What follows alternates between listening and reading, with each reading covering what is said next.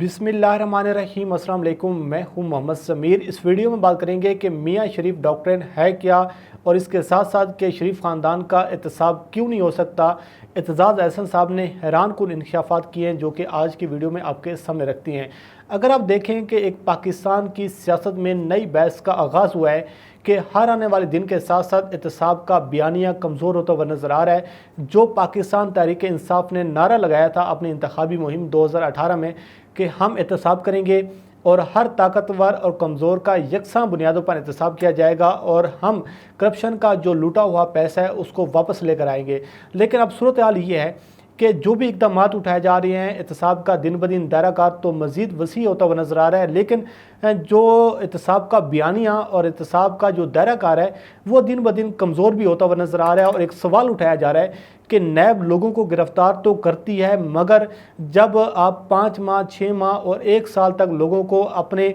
पास रखते हैं, उनको जेल में रखते हैं, लेकिन उसके बाद वो अदालतों से बाइज़्ज़त बरी हो रहे हैं और कुछ की जो ज़मानतों के फ़ैसले आ रहे हैं उसके हवाले से एहतसाब के हवाले से बहुत सारे सवालात उठाए जा रहे हैं। और आज एतजाज़ अहसन साहब ने बहुत ज़बरदस्त किस्म की बातें की हैं। अगर आप देखें कि जो शहीद खाकान अब्बासी का तफसीली फ़ैसला है ज़मानत के हवाले से, तो उसमें अदालत ये कह रही है कि नैब का ये केस ही नहीं बनता और शहीद खाकान अब्बासी ने कोई माली फ़वाइद हासिल नहीं किए और नैब नहीं बता सकता कि शहीद खाकान अब्बासी को गिरफ़्तार क्यों किया है। ये बात कर रही है अदालत। और ये शहीद खाकान अब्बासी के तफसीली फ़ैसले में अदालत ये कह रही है कि नैब हमें नहीं बता सकी कि हमने उनको गिरफ़्तार क्यों किया। और पाकिस्तान में एक बहुत बड़ा सवाल उठाया जा रहा है, चाहे वो ओवरसीज़ पाकिस्तानी हों चाहे पाकिस्तान में रहने वाले लोग हों, कि शरीफ ख़ानदान को ये जो सहूलत मुयस्सर है कि उनको ज़मानतें भी मिल रही हैं और उनके हवाले से जो फ़ैसले सामने आ रहे हैं इस पर भी सवालात उठाए जा रहे हैं कि शरीफ ख़ानदान का एहतसाब क्यों नहीं हो सकता। ख्वाजा आसिफ का जो फ़ैसला है उसमें भी अब अदालत ये कह रही है कि नैब ख्वाजा आसिफ के ख़िलाफ़ मुकदमा साबित नहीं कर सका और हमें इस हवाले से मुतमिन नहीं कर सका कि ख्वाजा आसिफ को क्यों गिरफ़्तार किया गया है और ख्वाजा आसिफ के ख़िलाफ़ क्या करप्शन के चार्जेज़ हैं। और इसके साथ साथ एहसन इकबाल को जब नैब ने गिरफ़्तार किया वो भी काफ़ी अर्सा जेल में रहे, तो उस हवाले से भी अदालत ने ये कहा है कि नैब ने एहसन इकबाल को गिरफ़्तार करके अपने इख्तियारात से तजावज़ किया है। ये अदालत की जानिब से तफसीली फ़ैसले में आगाह किया गया है। तो सवाल ये उठाया जा रहा है कि शरीफ ख़ानदान का एहतसाब क्यों नहीं हो सकता।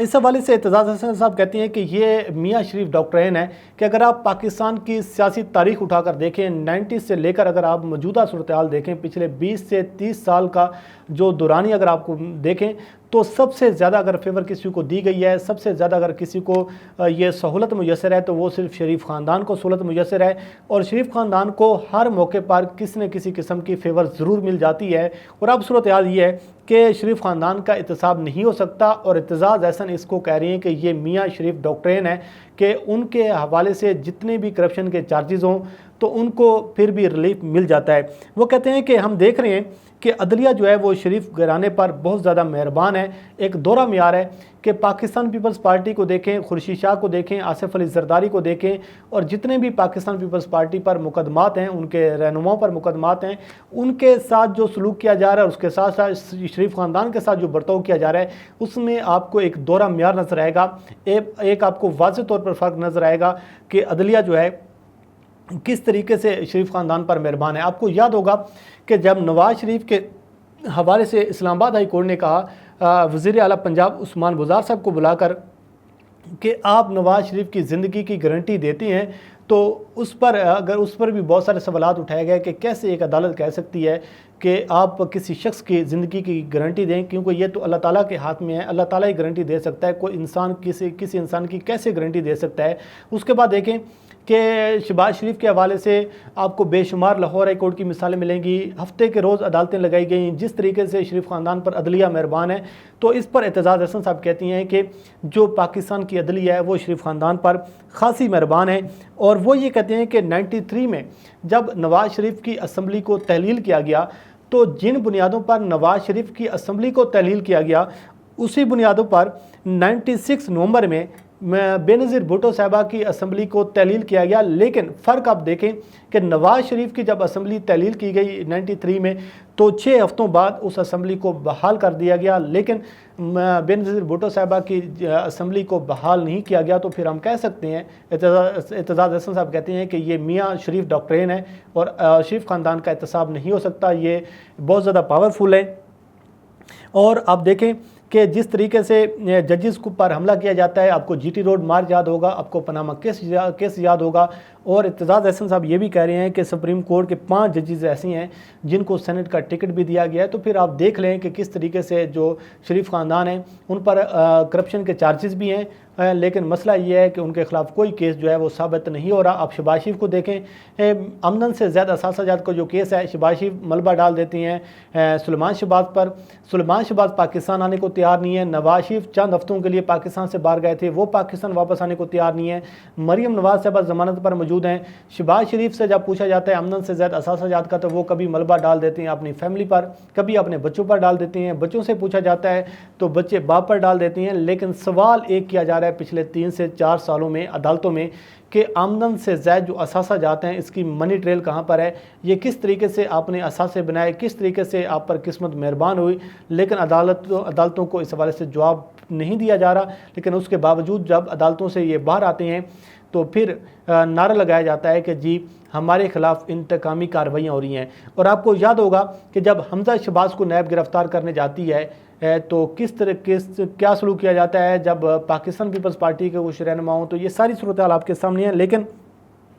اعتزاز احسن صاحب یہ بھی کہتی ہیں کہ ایک تاثر یہ بھی سامنے آ رہا ہے کہ جی شریف خاندان کے ساتھ ڈیل ہو چکی ہے، شریف خاندان کو NRO دے دیا گیا ہے۔ وہ یہ کہتے ہیں کہ میں نہیں مان سکتا کہ عمران خان صاحب نے کسی قسم کی ڈیل کیا ہے، کسی قسم کا کوئی NRO دیا ہے۔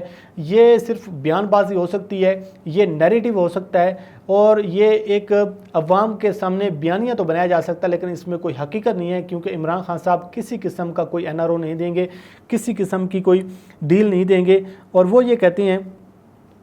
کہ جو نواز شریف کا بیانیہ ہے، جب بات کی جاتی ہے، آپ گجرانوالہ کا اصل بیانیہ تھا نواز شریف کا، جو گجرانوالہ میں انہوں نے تقریر کی، جب انہوں نے کہا کہ DGISI اور چیف آف آرمی اسٹاف نے 2018 کے انتخابات چوری کیے ہیں، تو یہ تھا نواز شریف کا اصل بیانیہ۔ لیکن مسئلہ یہ ہے کہ یہ دونوں بھائی جو ہیں یہ مفاہمت کے حوالے سے ہر وقت تیار ہوتے ہیں، ایک ہاتھ ان کا بالوں میں ہوتا ہے، دوسرا ان کے پاؤں میں ہوتا ہے، اور یہ دونوں طریقوں سے گیم کرنے کی کوشش کرتے ہیں۔ چھوٹا بھائی جو ہے وہ منت ترلا کرتا ہے، وہ معاملات کو ٹھیک کرنے کی کوشش کرتا ہے، دوسرا بھائی جو ہے وہ ان کو یہ تاثر دیتا ہے کہ جی اب تو ہم سڑکوں پر نکلیں گے، اب تو ہم آپ کو نہیں چھوڑیں گے۔ لیکن مسئلہ یہ ہے کہ جب سے ان کے معاملات کہیں نہ کہیں طے ہو رہی ہیں، کہیں نہ کہیں بات ہو رہی ہے، کہیں نہ کہیں پر ان کو ریلیف دیا جا رہا ہے، ان پر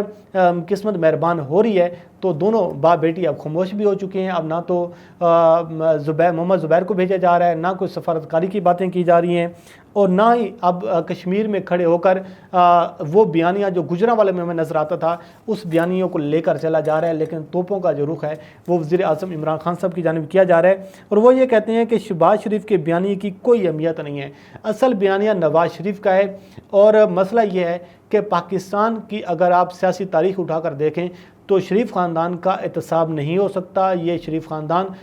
بڑا شاطر اور چلاک خاندان ہے، ان پر قسمت ہمیشہ مہربان ہو جاتی ہے، کہیں نہ کہیں سے ان کے معاملات طے ہو جاتی ہیں۔ آپ 90 کے دور کو دیکھ لیں، اور اس کے ساتھ ساتھ 93 99 کو دیکھ لیں، 2000 میں جب ان کی ڈیل ہوئی، کس طریقے سے ان کے کرپشن کے چارجز ہیں۔ حدیبیہ پیپر ملک کیس کو دیکھ لیں آپ، اور جو اربوں کے حساب سے ان پر کرپشن کے چارجز ہیں، تو آپ کو اندازہ ہو جائے گا کہ جب ان پر ضمانتیں ہوتی ہیں، نیب ثابت نہیں کر سکتا،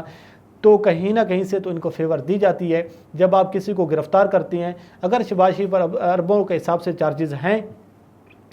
تو اس کے بعد عدالتیں جو اس قسم کا بیانات سامنے دے رہی ہیں کہ احسن اقبال کو گرفتار کیا ہے، لیکن نیب نے اپنے اختیارات سے تجاوز کیا ہے، خاقان عباسی کو گرفتار کر کے زیادتی کی ہے، اور اس کے ساتھ ساتھ خواجہ آصف کے خلاف کیس نہیں بنتا، تو یہ اعتزاز احسن صاحب کہہ رہے ہیں کہ یہ میاں شریف ڈاکٹرین ہے، اور خواجہ